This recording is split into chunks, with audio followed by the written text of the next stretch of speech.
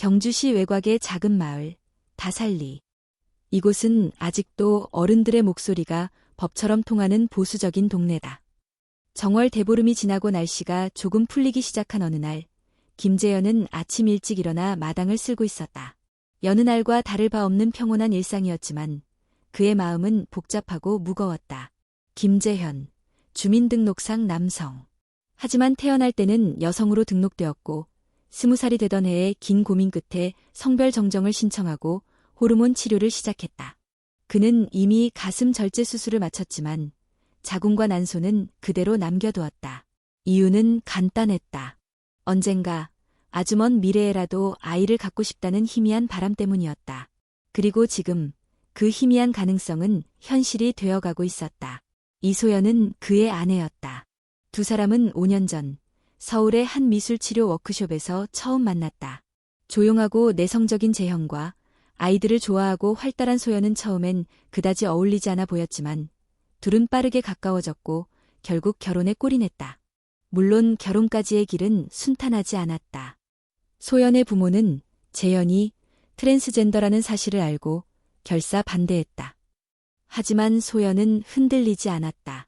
나는 그 사람의 몸이 아니라 영혼을 사랑하는 거예요. 그 말 한마디로 소연은 부모의 반대를 꺾었고 두 사람은 경주의 한적한 동네로 내려와 조용한 삶을 시작했다.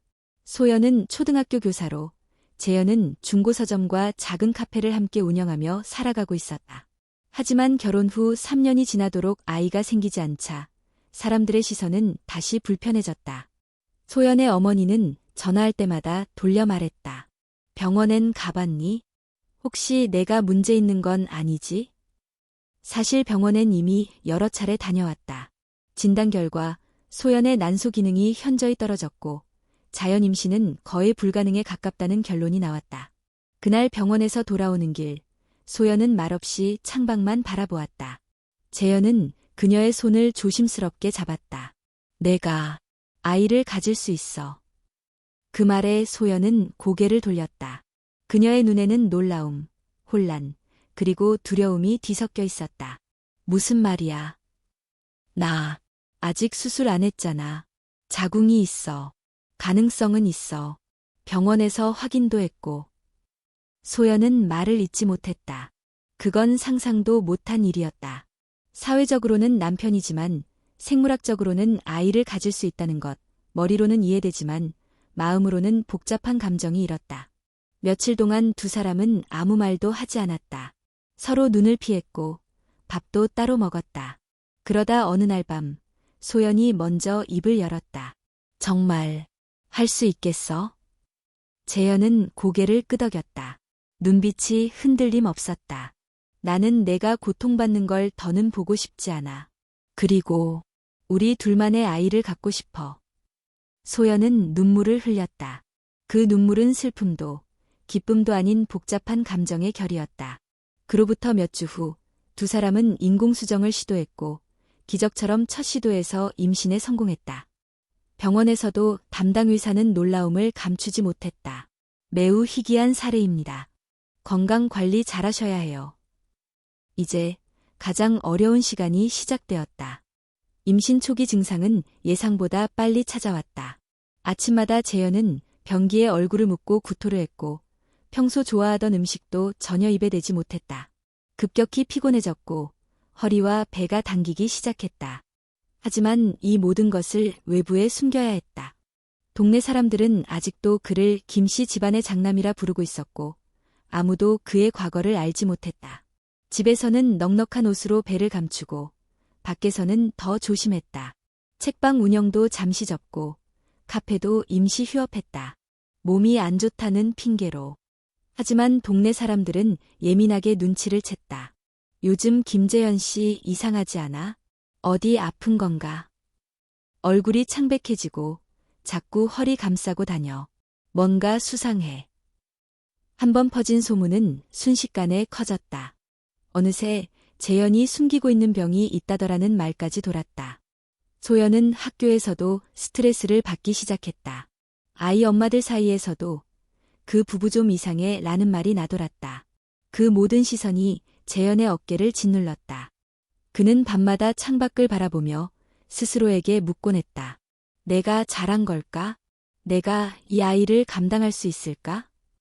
하지만 아침이면 또다시 소영과 함께 병원에 가고 초음파 화면에 비치는 작고 심장 뛰는 생명을 보며 결심을 다졌다. 이 아이를 끝까지 지켜낼 거야. 그리고 그는 몰랐다. 바로 그 병원에서 찍힌 초음파 화면이 자신도 모르는 사이 어떤 간호사의 스마트폰에 저장되어 있다는 사실을. 그 작은 영상 하나가 얼마 지나지 않아 대한민국 전체를 뒤흔들게 될지도. 경주의 늦겨울은 차가웠다. 매서운 바람이 골목을 휘돌고 사람들의 시선은 여전히 조용히 뒤를 쫓았다. 김재현은 여전히 낮에는 넓은 코트를 입고 모자를 깊게 눌렀으며 외출했고 밤이면 소파에 앉아 책을 읽는 척하며 배를 조심스럽게 쓰다듬었다.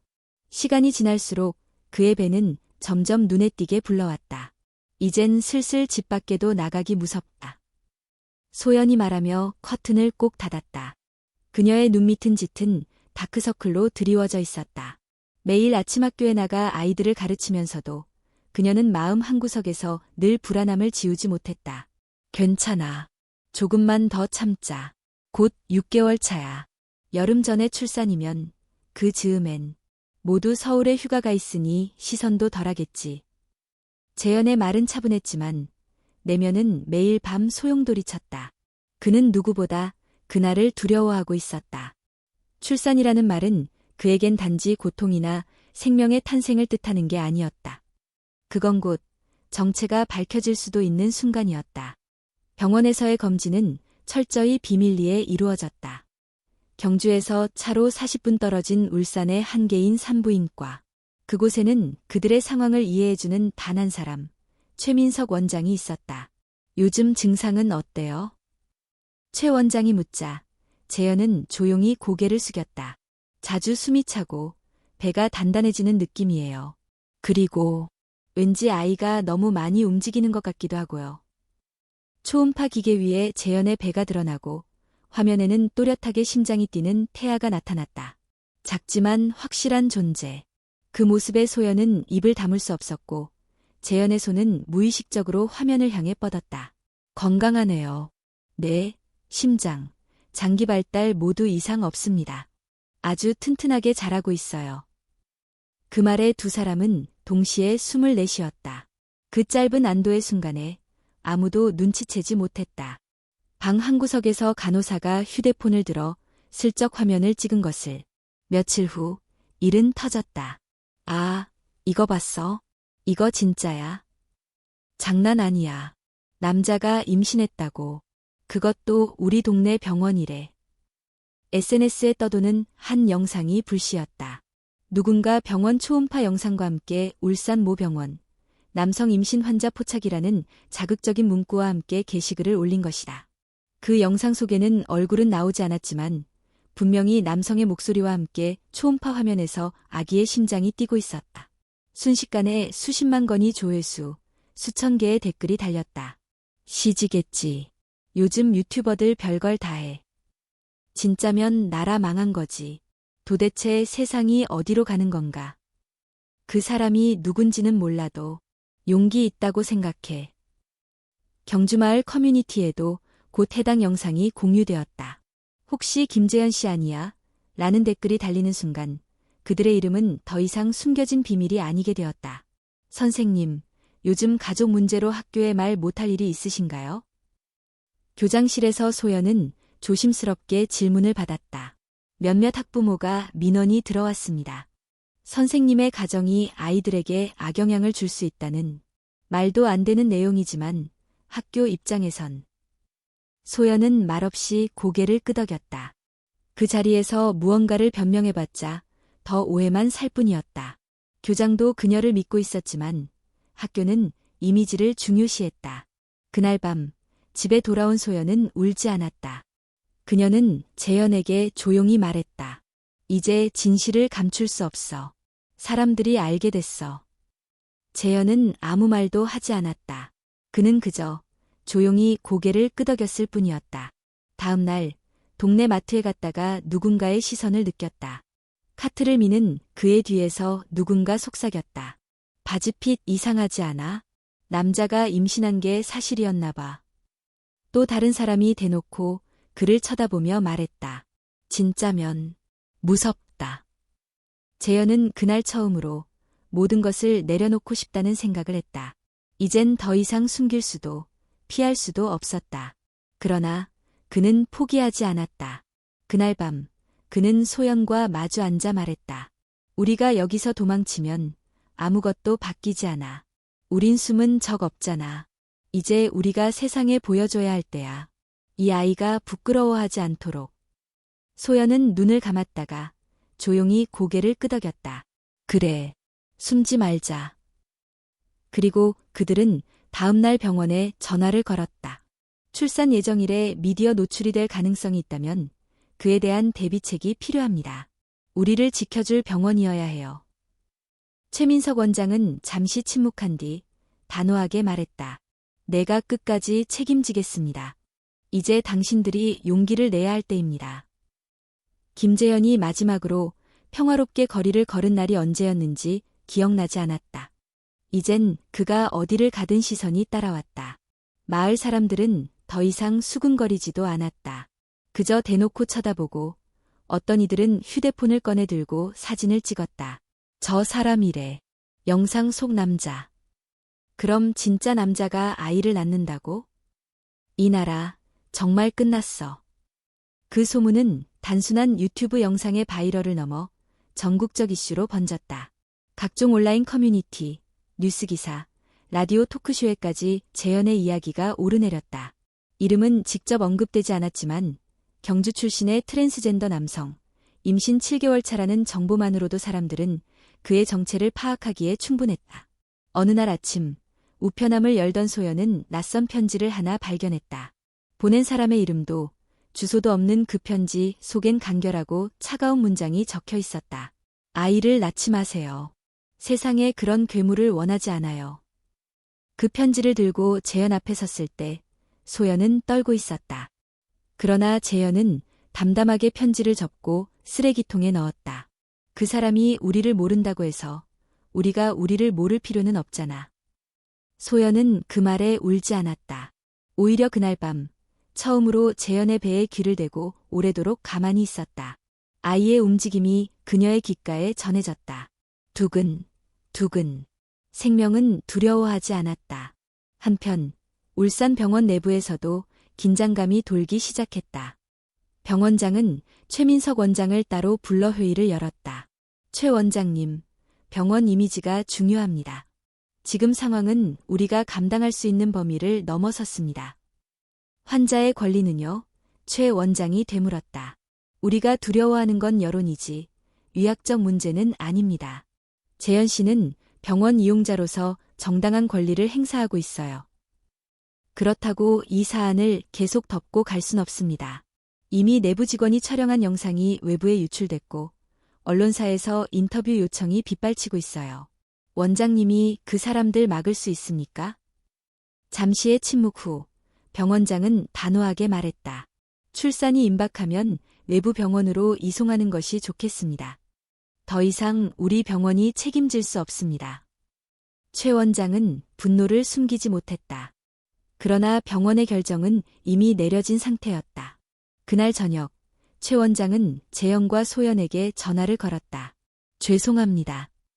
병원 측에서 출산 지원을 계속하기 어렵다는 입장을 밝혔습니다. 소연은 한동안 말이 없었다. 옆에서 전화를 듣고 있던 재현이 조용히 말했다.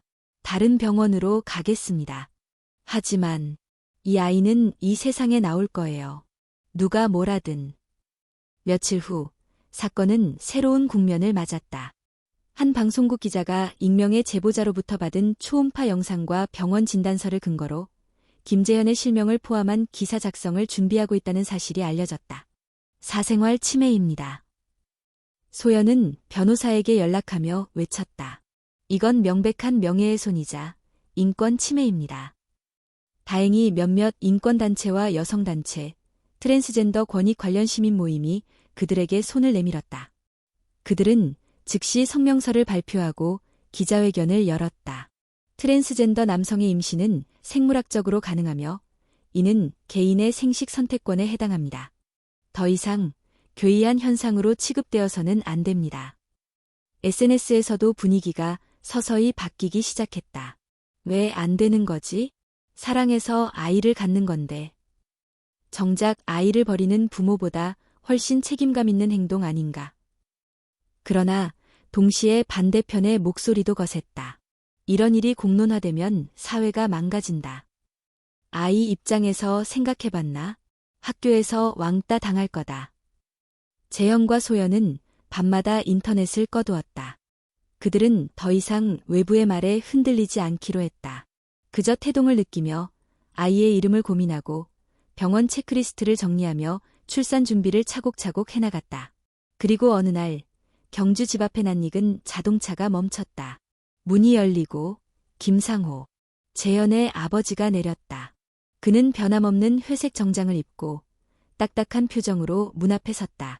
소연이 문을 열자 그가 말했다. 재현, 있느냐?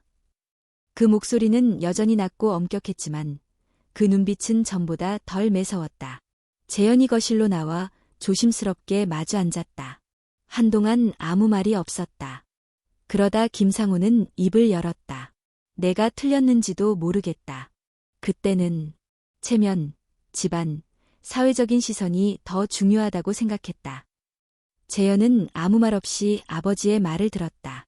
하지만 내가 낳을 아이는 내 손자다. 나는 그 애를 외면할 수 없다. 그 말에 소연은 눈을 감았고 재현은 손을 꽉 쥐었다. 이것은 용서가 아니었다. 그러나 작지만 분명한 변화의 시작이었다. 폭풍은 여전히 지나가지 않았다. 그러나 한 가정은 그 안에서 묵묵히 버티고 있었다. 그들은 알고 있었다. 곧 태어날 이 생명이 단지 한 명의 아이가 아니라 세상에 질문을 던질 존재가 될지도 모른다는 것을. 그리고 그 질문은 그 어떤 답보다도 중요한 것이었다. 임신 32주차.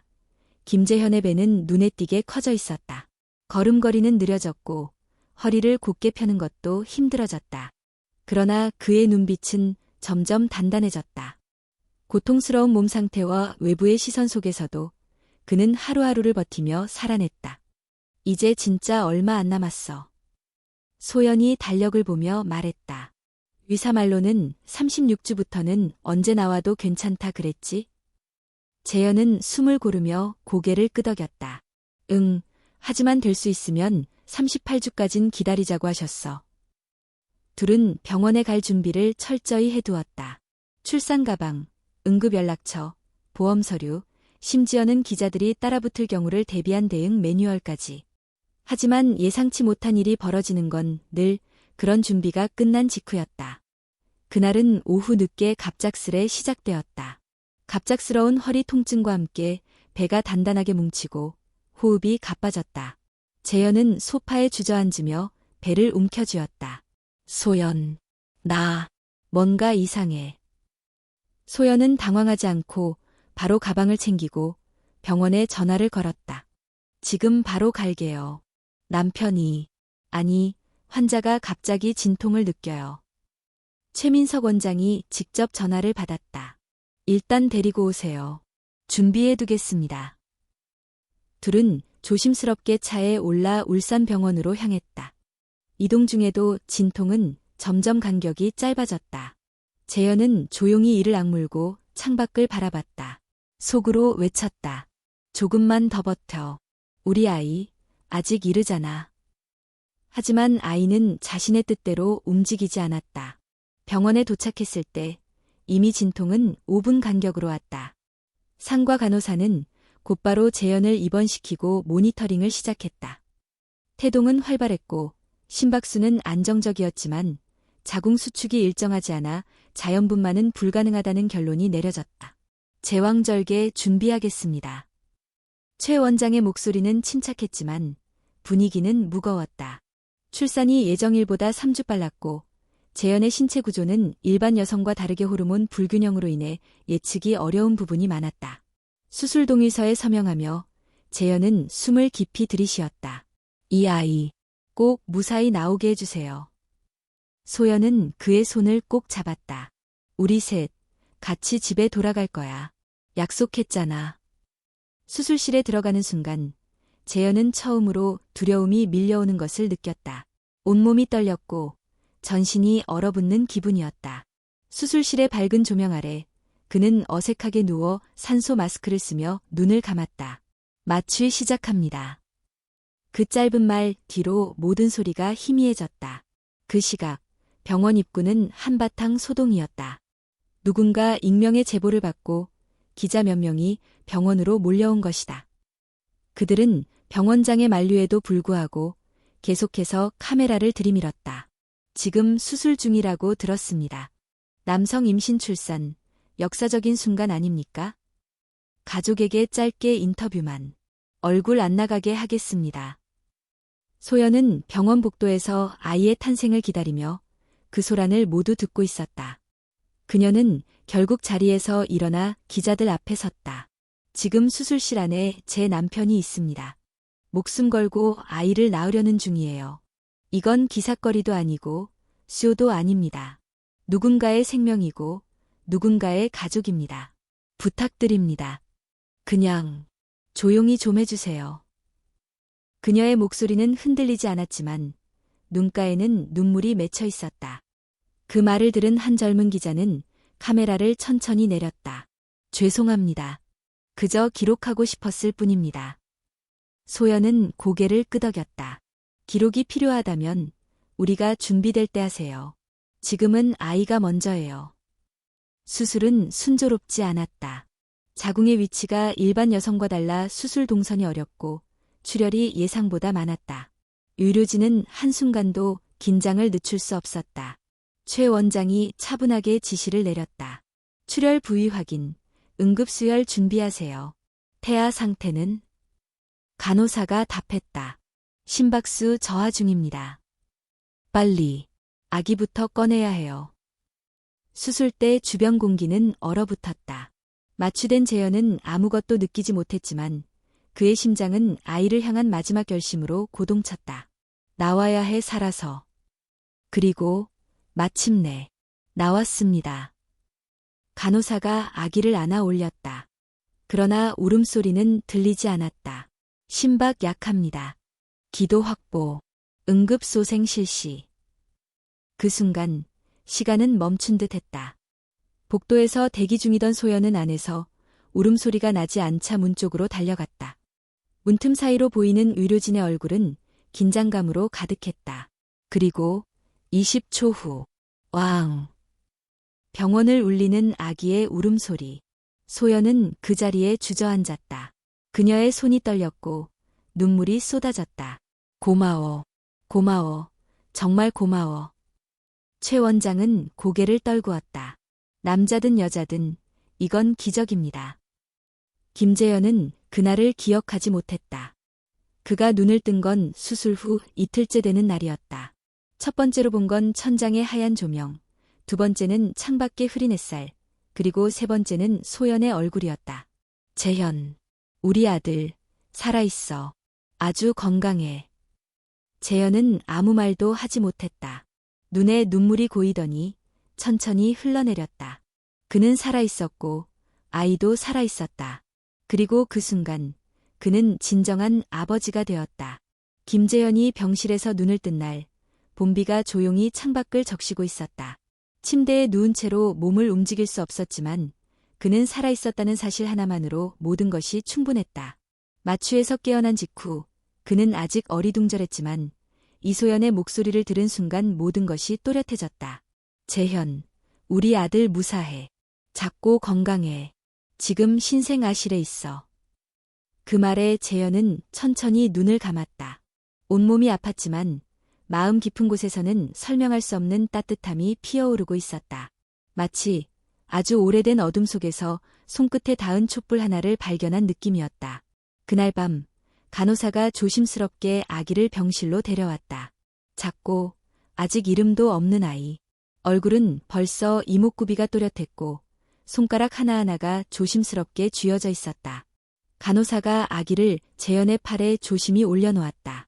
처음으로 아기를 품에 안은 순간 재현의 숨이 멎을 뻔했다. 작고 따뜻한 무게가 그의 가슴 위에 얹었고 작고 여린 심장 박동이 피부를 통해 전해졌다. 그는 천천히 속삭였다. 아들아, 안녕.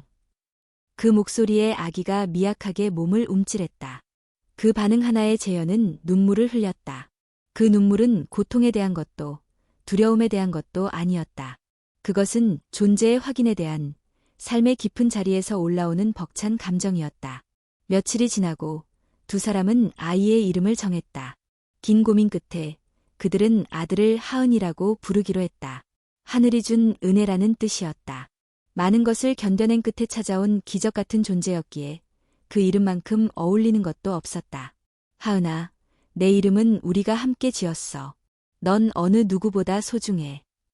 소연이 아기의 이마에 입을 맞추며 속삭였다. 병원에서는 하은이의 상태를 안정적으로 지켜보며 조기 퇴원을 준비했다. 최민석 원장은 병실을 찾아와 재현의 곁에 앉았다. 당신은 정말 대단한 사람입니다. 그는 조용히 말을 이었다. 당신의 용기가 우리 병원뿐 아니라 많은 사람들에게 질문을 던졌어요. 누가 부모가 될 수 있는가? 생명이란 무엇인가? 그리고 가족이란 무엇인가에 대해서요. 재현은 고개를 저었다. 전 그저 가족을 지키고 싶었을 뿐이에요. 최 원장은 미소 지었다. 그것이야말로 진짜 용기입니다. 하지만 병원 밖의 세상은 여전히 평온하지 않았다. 재현이 출산한 사실은 결국 언론에 의해 실명까지 드러나며 대서특필되었다. 일부 언론은 전무후무한 사례라며 흥미 위주로 다루었고 몇몇 방송사는 인터뷰를 요청하며 집 앞에까지 찾아왔다. 김재현 씨, 한 말씀만 부탁드립니다. 대한민국 첫 트랜스젠더 출산 사례, 감정은 어떠십니까? 소연은 문을 열지도 않고 커튼을 닫은 채 조용히 말했다. 우린 당신들의 뉴스거리가 아니에요. 하지만 그런 요청과 관심은 쉽게 사라지지 않았다. 결국 부부는 SNS를 통해 공식 입장을 발표하기로 했다. 소연이 글을 쓰고 재현은 검토했다. 우리는 평범한 가족입니다. 아이를 낳고 함께 살아가고 싶을 뿐입니다. 누군가에겐 생소할지 모르지만 우리에게는 자연스러운 사랑의 결과입니다. 부탁드립니다. 아이에게도 우리에게도 더 이상의 상처가 남지 않게 해주세요. 그 글은 수십만 건이 공유와 좋아요를 받았다. 그리고 수많은 사람들이 댓글을 남겼다. 당신의 용기에 박수를 보냅니다. 내 아이에게도 이런 사랑을 가르치고 싶어요. 그저 부모로서 최선을 다하고 있는 당신들께 응원을 보냅니다. 물론 비난도 존재했다. 그러나 이전과는 달랐다. 이제는 응원이 비난보다 컸고 사회는 조금씩 균형을 찾아가고 있었다. 퇴원하는 날, 하늘은 유난히 맑았다. 재현은 아직 제대로 걷기 힘들었지만 하은을 안고 병원 문을 나섰다. 소연은 그의 옆에서 조심스럽게 짐을 챙겼다. 병원 입구에서 최 원장이 두 사람을 배웅했다. 이제 진짜 시작입니다. 재현은 고개를 끄덕이며 말했다. 네, 이젠 정말 아버지니까요. 소연은 남편의 손을 잡았다. 당신은 이미 충분히 좋은 아버지야. 아이를 품에 안은 재현은 하은의 이마에 입을 맞췄다. 아빠가 너 지켜줄게. 누구보다도. 그 순간 그의 눈동자에는 두려움 대신 책임감이 빛나고 있었다. 그리고 그 빛은 더 이상 흔들리지 않았다. 세상은 여전히 바쁘게 돌아가고 있었지만 그들 셋은 그 속에서 자신들만의 속도로 아주 조심스럽고 단단하게 가족이라는 이름을 쌓아가고 있었다. 김재영 가족은 병원에서 퇴원한 뒤 경주 외곽의 작은 주택으로 이사했다. 도시에서의 관심과 시선에서 조금이나마 벗어나기 위해 그리고 진정한 의미에서의 가족의 시작을 조용히 맞이하기 위해 내린 결정이었다. 집은 오래된 목조 구조였지만 햇볕이 잘 들고 작은 마당에는 매화나무가 서 있었다. 소연은 매일 아침 하은이를 안고 마당에 나가 나무 아래에서 빛을 쬐었다. 따뜻한 햇살 아래 아이는 조용히 눈을 감고 미소를 지었다. 이제 진짜 우리 집이야. 재현이 말하며 하은의 손을 잡았다. 그러나 평온한 시간은 오래가지 않았다. 이사 온 지 한 달도 되지 않아 인터넷 포털 사이트의 실시간 검색어에 또다시 남성 출산이 오르기 시작했다. 어떤 유튜버가 김재현의 집 주소와 아이 사진 일부를 무단으로 유출한 것이다. 세상이 망가졌다는 자극적인 제목과 함께 올린 영상은 단 하루 만에 수십만 조회수를 기록했다. 그들은 결국 경찰에 신고했고 변호사를 통해 법적 대응을 준비했다. 하지만 이미 유포된 영상은 수많은 사람들의 핸드폰 속에 저장되어 있었다. 그리고 그 영상은 하은이의 얼굴까지 포함하고 있었다. 소연은 밤새 잠을 이루지 못했다. 이 아이가 크면 이 모든 걸 알아버릴까 봐 무서워. 재현은 조용히 대답했다. 그래도 우리가 도망치기만 하면 아이는 더 큰 상처를 받을 거야. 우리가 먼저 당당해야 아이도 세상을 마주할 수 있어. 며칠 후 서울의 한 방송사에서 정식으로 다큐멘터리 출연을 제안해왔다. 기존의 자극적인 보도가 아닌 트랜스젠더 가족의 현실과 사랑, 양육을 진지하게 다룰 예정이라는 취지였다. 소연은 망설였다.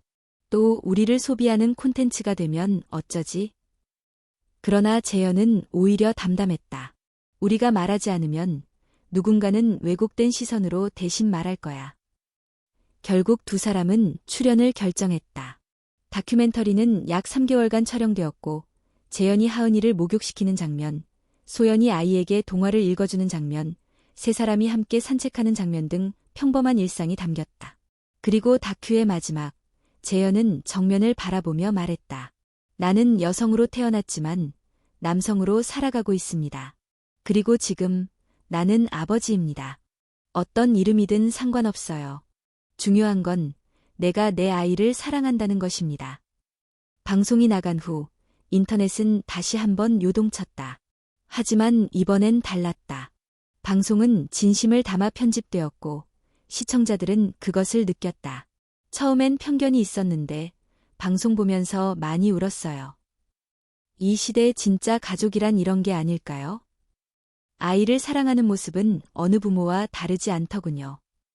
지지와 응원의 메시지가 도착했고 후원금까지 모이기 시작했다. 하지만 부부는 후원을 거절했다. 그들은 단지 자신들의 존재가 이해될 수 있기를 바랄 뿐이었다. 그로부터 며칠 후 예상치 못한 손님이 찾아왔다. 김상호, 재현의 아버지였다. 말없이 문 앞에 선 그의 손에는 장바구니가 들려 있었고 그 안엔 손수지은 장조림, 멸치볶음, 미역국이 담겨 있었다. 소연이 문을 열자 그가 말했다. 하은이 돌잔치가 고지라 들었다. 재현은 말없이 현관에 서 있었다. 두 사람의 눈이 마주쳤고 몇 초간의 침묵이 흘렀다. 손자 얼굴 좀 볼 수 있겠느냐.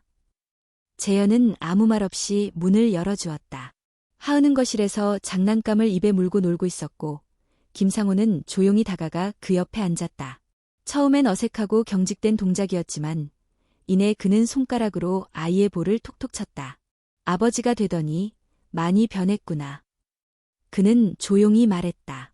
나는 아직도 내가 선택한 길을 다 이해하진 못한다. 하지만 넌 아버지로서 최선을 다하고 있어. 그리고 그건 누구도 부정할 수 없어. 재현은 처음으로 아버지를 향해 웃었다. 아버지도 할아버지로서 잘하고 계세요. 하은의 첫돌, 소박한 잔치가 열렸다. 이웃 몇 명, 병원에서 알게 된 간호사들, 그리고 김상호와 윤미자까지. 케이크 위에 촛불 하나가 꺼지는 순간 모두가 박수를 쳤다. 하은은 두 손을 휘저으며 무심히 웃었고 그 웃음에 모두가 잠시 세상의 시끄러움을 잊었다. 잔치가 끝난 후 소연이 조용히 말했다.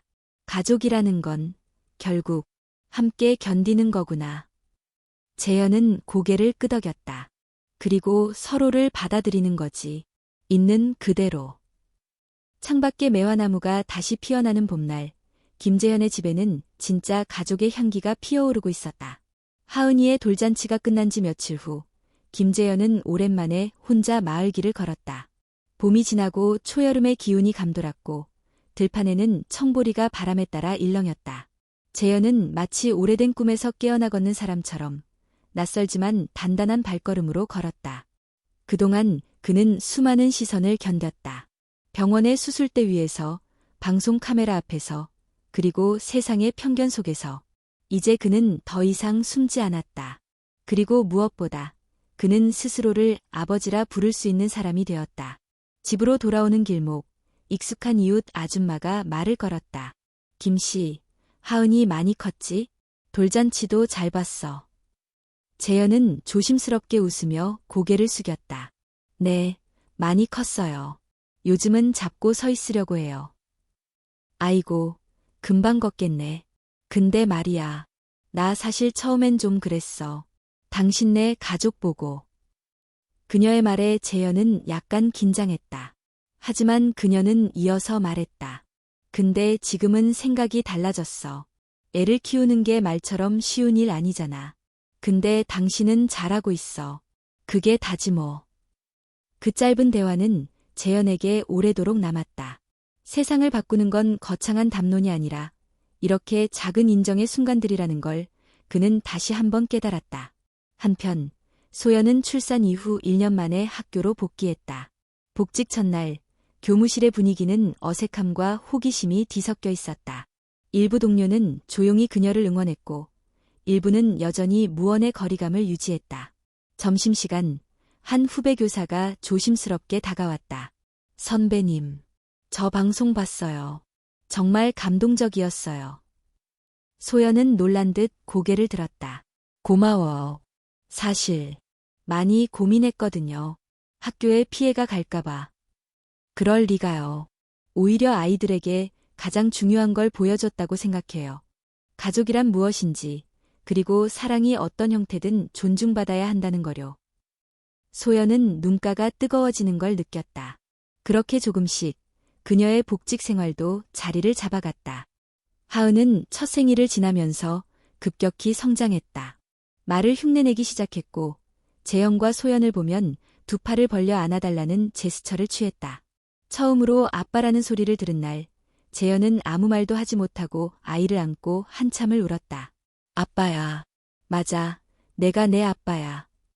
그 순간 그는 자신이 얼마나 멀리 왔는지 실감했다. 그저 아이를 가지겠다는 결심에서 시작된 여정이 이제는 아이와 마주하며 진짜 부모가 되는 과정으로 완성되어 가고 있었다. 그러나 세상의 편견은 아직 완전히 사라진 것이 아니었다. 하은이 어린이집에 들어갈 시점이 다가오면서 문제는 다시 수면 위로 떠올랐다. 인근 어린이집 몇 곳은 등록 정원 마감을 이유로 하은의 입소를 거절했지만 소연은 그 표정과 시선을 알아차릴 수 있었다. 혹시 부모님 관련해서 특별한 사정이 있으신가요? 정중한 말 뒤에 감춰진 판단과 거절의 의미를 그녀는 똑똑히 들을 수 있었다. 결국 그들은 다소 먼 거리에 있는 다양성과 포용을 강조하는 어린이집에 하은을 등록했다. 등원 첫날, 재현은 하은의 손을 잡고 어린이집 앞까지 걸었다. 아이는 새 가방을 메고 신나게 뛰었고 재현은 묘한 감정으로 그 뒷모습을 바라보았다. 처음으로 하은과 떨어지는 시간이기도 했고 세상에 그 아이를 맡기는 순간이기도 했다.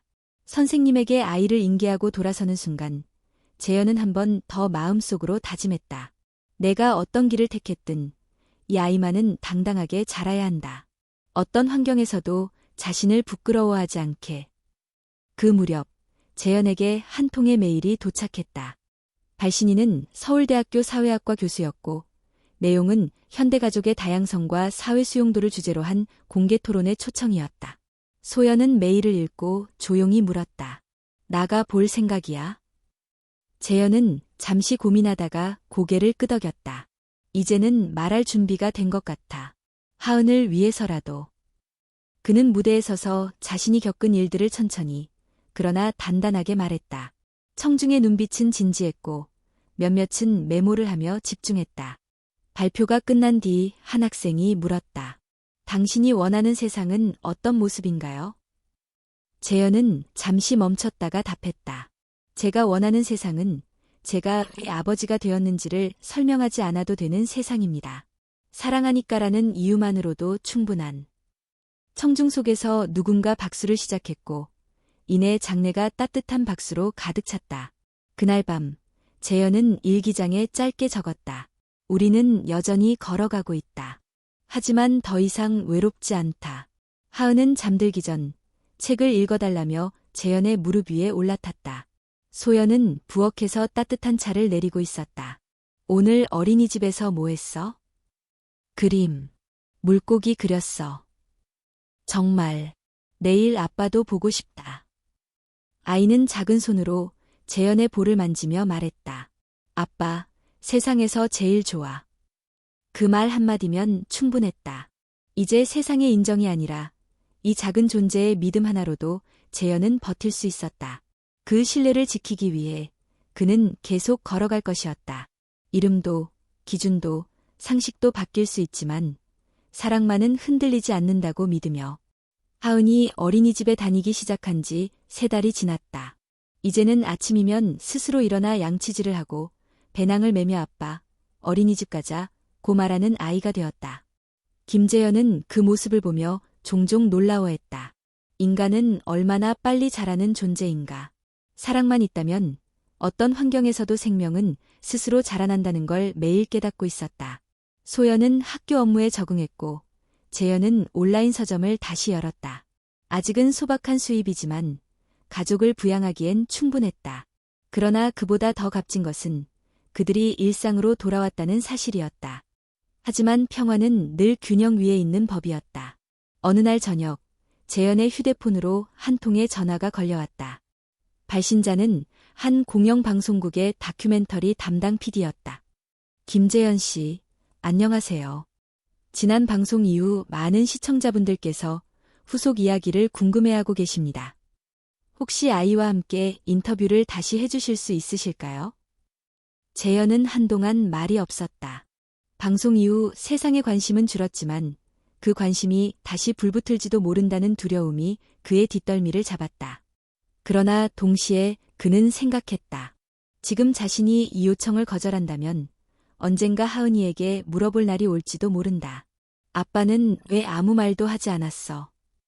다음 날 밤, 소영과 함께 재현은 오래 이야기했다. 찬반의 논리를 꺼내놓고 토론했고 결국 둘은 같은 결론에 도달했다. 우린 누군가의 동화가 아니라 현실이야. 그걸 보여줘야 해. 그들은 방송 출연을 수락했다. 단, 이번엔 재현 혼자가 아닌 가족 전체가 함께하는 이야기로. 촬영 당일, 제작진은 최소한의 장비로 집에 방문했다. 촬영은 조용하고 사려 깊게 진행되었다. 재현이 하은과 함께 그림을 그리고 소연이 저녁을 준비하며 이야기하는 풍경은 특별한 연출 없이도 진심을 담고 있었다. 한 장면에서 PD가 하은에게 물었다. 하은아, 아빠는 어떤 사람이야? 하은은 잠시 고민하더니 환하게 웃으며 말했다. 아빠는 나랑 놀아주는 사람. 그리고 제일 많이 안아주는 사람. 그 한마디에 촬영 현장의 모든 사람이 웃었다. PD는 조용히 카메라를 내리며 말했다. 아이가 말해주는 모든 진심은 우리가 아무리 좋은 문장으로 포장해도 이길 수 없네요. 방송은 황금시간대에 편성되었고 방송 후 SNS에서는 다시 한번 뜨거운 반응이 이어졌다. 그 아이의 말이 모든 걸 설명했다. 김재현 씨, 당신은 단지 용감한 사람이 아니라 훌륭한 아버지입니다. 가족의 정의가 이렇게 확장될 수 있다는 게 감동적입니다. 그리고 또 하나의 변화가 있었다. 다큐가 방송된 직후 국회에서는 성별 정정 이후 생식권 보장에 대한 법률 개정안이 발의되었다. 그동안 의료체계 안에서 애매모호했던 트랜스젠더의 생식 권리를 보장하는 내용이었다. 재현은 그 소식을 보며 조용히 말했다. 이제 나 같은 사람도 이름을 가질 수 있는 세상이 오고 있나 봐. 소연은 고개를 끄덕이며 대답했다. 그 이름엔 두려움 대신 자부심이 담기겠지. 며칠 후 재현은 한 대학에서 열린 강연에 초청되었다. 주제는 현대 사회에서의 가족 다양성. 그는 정장을 입고 연단에 섰고 수많은 학생과 교수가 그의 이야기를 들었다. 처음엔 나 자신을 설명하는 게 힘들었습니다. 왜 남자인 내가 임신했는지, 왜 이런 가족 형태를 선택했는지. 하지만 지금은 더 이상 그런 질문에 주저하지 않습니다. 우리 아이가 당당하길 원하니까요. 발표가 끝나자 한 여학생이 손을 들었다. 그럼에도 불구하고 여전히 차별과 혐오가 존재하는 세상에서 아이를 키우는 것이 두렵지는 않으신가요? 재현은 미소 지으며 대답했다. 세상이 완벽해질 거란 기대는 하지 않습니다. 다만 우리가 우리를 부끄러워하지 않는다면 아이도 자신을 숨기지 않을 겁니다. 그게 부모로서 내가 할 수 있는 최선입니다. 그날 수많은 학생들이 그의 강연을 SNS에 공유했고 언론은 당당한 가족이라는 제목으로 기사를 실었다. 집으로 돌아온 날 밤, 하은은 침대 위에서 책을 읽어달라고 보챘다. 재현은 늘 하듯 아이 옆에 앉아 책장을 넘겼다. 동화 속 주인공이 자기 이름을 되찾는 이야기였다. 아빠, 나도 나중에 이름 잘 지킬 거야. 재현은 아이를 바라보며 말했다. 내 이름은 세상에서 가장 아름다운 이름이야. 왜냐하면 사랑으로 만들어졌거든. 하은은 고개를 끄덕이며 속삭였다. 아빠도 그래. 아빠 이름도 멋져. 그 밤, 재현은 다시 일기장을 열었다. 하은이는 내가 걸어온 길 위에서 자란다. 그리고 언젠가 이 아이가 또 다른 길을 걸을 때 나는 그 뒷모습을 조용히 응원할 것이다. 이제 내 이름은 두려움이 아니라 사랑으로 기억된다. 여름이 지나고 경주에는 천천히 가을이 찾아왔다. 논밭은 황금빛으로 물들고 매일같이 하늘은 높고 청명했다. 김재현은 마당에 작은 벤치를 두고 하은과 함께 앉아 책을 읽는 시간을 소중하게 여겼다. 아이는 어느새 말을 더듬지 않고 문장을 완성할 수 있을 만큼 자랐다.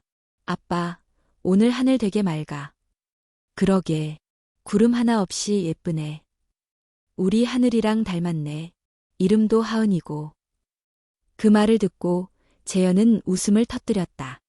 하은은 어느새 자신이 특별한 이름을 가진 존재임을 알고 있었다. 그 이름이 단지 예쁜 소리가 아니라 부모의 오랜 선택과 용기로 만들어진 것임을. 어느 날 재현은 한 봉투를 받았다. 발신인은 김상호. 오랜만에 아버지가 손편지를 보낸 것이었다. 편지는 정갈한 글씨로 적혀 있었다. 재현아, 가을이 오고 있구나. 이맘때면 내 어릴 적 논두렁에서 뛰놀던 기억이 난다. 너는 늘 다른 아이들처럼 굴지 않았지. 울다가도 벌레를 보고 웃고 조용히 책을 보다가도 갑자기 하늘을 쳐다보곤 했지. 처음 너의 선택을 들었을 때 나는 두려웠다. 그것이 낯설어서가 아니라 세상이 너를 받아주지 않을까 봐. 나는 아버지로서 너를 지키기보다 세상을 먼저 두려워했어. 하지만 너는 그 모든 것을 정면으로 마주했고 결국 너만의 가족을 만들었지. 하은이를 처음 안아보았을 때 나는 부끄러웠다. 그 작은 아이가 나보다 훨씬 더 큰 진실을 품고 있는 것 같았거든. 이제는 너를 자랑스럽게 여긴다. 할아버지라는 이름도 다시 배워야 할 것 같구나. 편지를 다 읽고 나서 재현은 한참을 말없이 앉아 있었다. 눈물이 흐르지 않았다. 대신 그 안에는 긴 시간 동안 쌓였던 응어리가 서서히 녹아내리는 듯한 묵직한 감정이 자리하고 있었다. 그날 밤 그는 소영과 함께 편지를 다시 읽었고 두 사람은 말없이 손을 맞잡았다. 그로부터 몇 주 후 재현은 또 다른 초청을 받았다. 이번엔 국제가족 다양성 포럼에서 동아시아 대표 사례로 그의 가족 이야기를 발표해달라는 것이었다. 장소는 서울, 연사는 전 세계에서 모였다. 다문화 가족, 입양 가족, 비혼 양육자, 그리고 트랜스젠더 부모. 처음엔 망설였다. 세상의 무대에서 또 한 번 자신을 드러낸다는 것은 쉬운 일이 아니었다. 그러나 소연은 그를 응원했다. 우리가 겪은 일을 누군가가 겪고 있다면 당신의 이야기가 그들에게 길이 될 수 있어. 더 이상 당신 혼자만의 이야기가 아니야. 재현은 고개를 끄덕였다. 그리고 발표 준비에 들어갔다. 그는 어떤 미사여구보다도 진심을 담은 문장을 적었다. 나는 내가 낳은 아이를 안고 병실에서 눈을 떴을 때 세상의 모든 질문이 사라졌다. 왜 남자가 임신했느냐는 물음도, 어떻게 아버지가 될 수 있느냐는 시선도. 내 앞에 있는 생명은 그 어떤 논쟁보다 명확했다. 내가 부모라는 것. 발표 당일 무대 위에 선 재현은 단정한 정장을 입고 천천히 마이크를 잡았다. 연단 앞에는 수십 개국의 대표들과 기자들이 앉아 있었다. 그는 담담하게 그러나 강한 어조로 말했다. 나는 한국에서 트랜스젠더 남성으로서 아이를 낳은 사람입니다. 처음엔 나조차도 내 몸을 받아들이기 어려웠습니다. 하지만 사랑은 이기적이지 않았고 결국 나는 부모가 되었습니다. 가족이란 법률적 형태도 유전적 조건도 아닙니다. 그건 곁에 머무르고 지켜주려는 의지입니다. 우리 가족은 지금도 작지만 단단하게 살아가고 있습니다. 그리고 우리는 우리가 누구인지 더 이상 설명하지 않아도 되는 세상을 꿈꿉니다. 발표가 끝나자 몇 초간의 정적 후 박수가 터져나왔다. 어떤 이는 눈물을 훔쳤고 어떤 이는 고개를 숙이며 공감의 뜻을 보냈다. 재현은 무대에서 내려오며 마음속 깊이 말하지 못한 한 문장을 떠올렸다. 이제 나는 나를 숨기지 않는다. 포럼 이후 하은은 유치원으로 진학했다.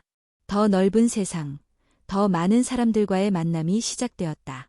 첫 등원날, 재현과 소연은 교문 앞에서 손을 흔들며 아이를 배웅했다. 잘 다녀와, 하은아. 아빠, 엄마, 나 금방 올게.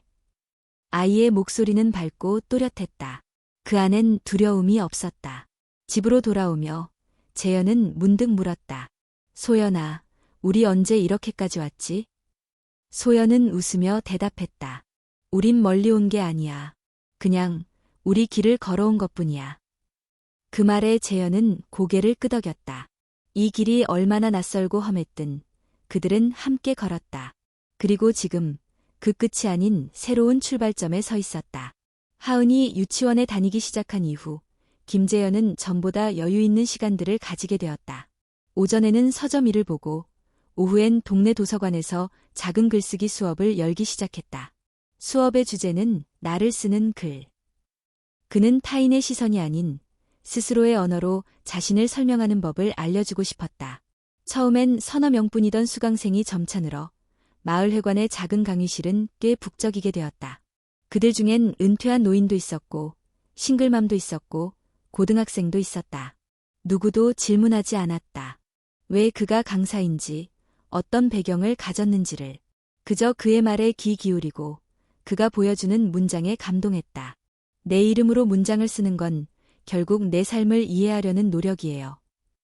재현은 그렇게 매주 한 번씩 사람들과 이야기를 나눴고 그 시간들은 그에게도 하나의 치유가 되었다. 가을이 깊어지던 어느 날 하은의 유치원에서 부모 참여 수업이 열렸다. 주제는 우리 가족을 소개해요. 아이들은 한 명씩 앞으로 나와 가족을 그림으로 그리고 그 이야기들을 들려주었다. 하은은 5번째 순서였다. 그의 손엔 색연필로 그린 그림 한 장이 들려 있었다. 그림에는 3명의 인물이 그려져 있었고 각각 머리 위에 이름이 적혀 있었다. 엄마, 아빠, 하은. 그리고 3사람은 손을 잡고 있었고 위에는 무지개가 떠 있었다. 하은은 조용히 앞으로 나와 이야기했다. 이건 우리 가족이에요. 우리 아빠는 아이를 낳았어요. 그래서 나는 아빠 뱃속에서 나왔어요. 사람들이 이상하다고 할 수도 있지만 나는 자랑스러워요. 우리 가족은 특별해요. 왜냐하면 사랑이 많거든요. 아이들의 눈은 동그랗게 커졌고 선생님은 눈가가 젖은 채 박수를 쳤다. 소연은 순간적으로 숨을 들이켰고 재현은 고개를 들지 못했다. 하지만 이내 그는 아이를 향해 미소 지었다. 하은은 무대 아래로 내려와 재현에게 안겼다. 아빠, 나 잘했지? 응, 너무 잘했어. 아빠는 내가 정말 자랑스러워. 그날 집으로 돌아오는 길, 소연은 조용히 말했다. 우리 아이는 우리가 겪은 모든 시간을 자신의 언어로 받아들이고 있어. 이제 우리가 지켜야 할 건 이 아이의 당당함이야. 재현은 고개를 끄덕이며 하은의 손을 꼭 잡았다. 몇 달 후, 재현에게 또 한 통의 메일이 도착했다. 이번엔 외국의 한 다큐멘터리 영화제 초청이었다. 그의 가족 이야기를 기반으로 한 다큐가 상영작으로 선정되었고 영화제 측은 주인공으로서 그의 참석을 요청했다. 소연은 그 소식을 듣고 기뻐했지만 재현은 처음엔 망설였다. 이제 조용히 살고 싶은 마음도 있어. 그러나 소연은 말했다. 이건 또 다른 시작일지도 몰라. 우리가 이만큼 걸어왔다는 걸 누군가는 알 필요가 있어. 결국 재현은 참석을 결정했다. 영화제는 해외의 작은 도시에서 열렸고 그는 무대에 올라 관객들과 이야기를 나눴다. 영어로 진행된 인터뷰였지만 감정은 언어를 초월했다. 한 관객이 물었다. 당신의 가족은 여전히 특별하게 보입니다. 하지만 그게 당신 삶에 부담이 되진 않나요? 재현은 잠시 생각한 뒤 조용히 말했다. 처음엔 특별하다는 말이 부담스러웠습니다. 우리는 그저 평범하게 살고 싶었거든요. 하지만 이제는 압니다. 특별하다는 건 누군가에게 희망이 될 수 있다는 뜻이기도 하다는 거요. 귀국 후 재현은 학교와 복지기관, 방송 등에서 강연 요청을 받게 되었다. 그는 자신이 겪은 일들을 이야기하면서도 자신이 단지 예외적인 존재로 소비되지 않길 바랐다. 그래서 그는 매번 강연 말미에 같은 말을 남겼다. 제가 전하고 싶은 건 단 하나입니다. 아이를 사랑하는 마음은 모두 같습니다. 누가 부모이고 어떤 형태의 가족이냐는 그 사랑 앞에서 의미를 잃습니다. 그의 말은 점차 사회 전반에 영향을 주었다. 성소수자 가족에 대한 인식이 바뀌기 시작했고, 교육자료나 교과서에서도 다양한 가족 형태가 소개되기 시작했다. 재현은 더 이상 예외적인 사례가 아닌 다양성의 일부로 받아들여지기 시작했다. 어느 추운 겨울밤, 가족 셋은 소파에 앉아 뜨거운 코코아를 마시며 텔레비전을 보고 있었다. 뉴스에서 사회통합정책의 일환으로 포괄적 가족법 개정안이 통과되었다는 소식이 흘러나왔다. 소연이 말했다. 드디어 여기까지 왔네. 재현은 가만히 그녀의 어깨에 기대며 대답했다. 시간이 오래 걸렸지만 그래도 다행이야. 우리가 걸었던 길이 헛된 게 아니었어. 하은은 그 말을 잘 이해하지 못했지만 부모의 표정을 보고 무언가 좋은 일이 일어났다는 걸 느낄 수 있었다. 아빠, 웃어. 지금은 웃을 시간이야. 재현은 하은을 바라보며 웃었다. 그리고 그 웃음 안에는 지난 모든 계절이 담겨 있었다. 처음으로 아이를 품에 안았던 날의 떨림, 세상과 맞섰던 날의 고통, 함께 걷는 길에서 나누었던 침묵과 포옹, 그리고 지금. 그날 밤, 재현은 일기장에 마지막 문장을 적었다. 이제 우리는 더 이상 설명하지 않아도 된다. 우리의 이름은 완성되었고, 우리 존재는 질문이 아니라 하나의 대답이 되었다.